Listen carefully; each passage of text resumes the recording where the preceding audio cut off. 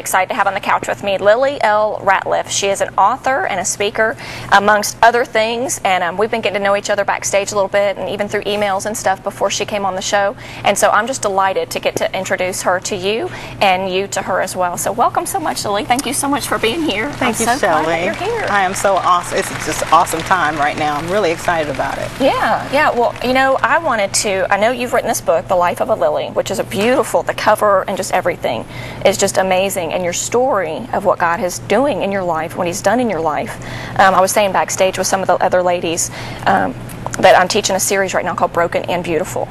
And how so many times people in the church get the message, if I've been damaged, or if I've been hurt, or if I've done something, maybe God could still use me, but what could He really do with me? You know, that kind of a thing. And it's not broken but beautiful, it's broken and beautiful. And I think that goes along exactly with your testimony. Exactly. So would you share some of that with us? Sure.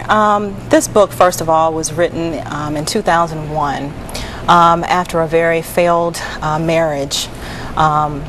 That I was really just down and out, was going through a lot of different things in my life.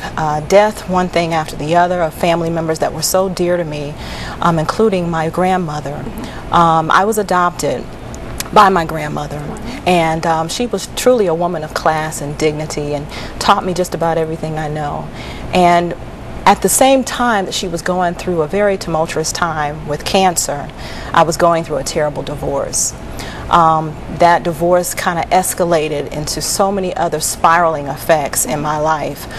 Trying to get pregnant at that time, and blocked fallopian tubes, and going back and forth to the doctor, and for some odd reason at that time I could not get pregnant. But God, we realized the real reason. And so I'm just excited to let everybody know today, even though I had a lot of damaged goods, God turned those things into something just miraculous. It is a very, very quick read, but it's one that is very, very powerful. And I can't wait to talk a whole lot more about this. Yeah, absolutely. Well, I know just from, us talking a little bit just through emails and things like that, and hearing from Chris Gloss, our friend, who introduced us, and I'm so glad that he did that. But I also read that your story doesn't just, the pain of your life did not start in 2001. And so share with us some things, because it was fascinating to me. I think sometimes we tend to, especially when things are going as rough as they are in our economy, in our government, things like that, it's trickling down and it's impacting families, individuals. Oh, yes. And so sometimes when that happens, sometimes we kind of get into our own bubble of what's going on in our lives, and it really is a difficult time for our nation. But I think what you can share will really offer hope to our viewing audience, and even to those that are in the studio here with us as well. So share with us, as far back as you want to go.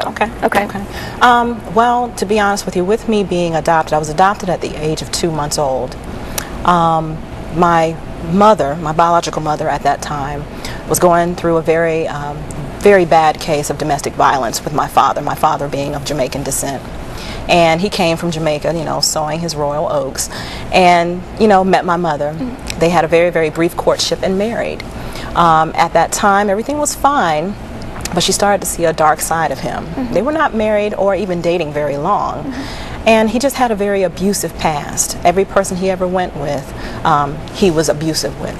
And she got pregnant with me at 21. And while she was pregnant, he was beating her. Immediately, finally, when I was born,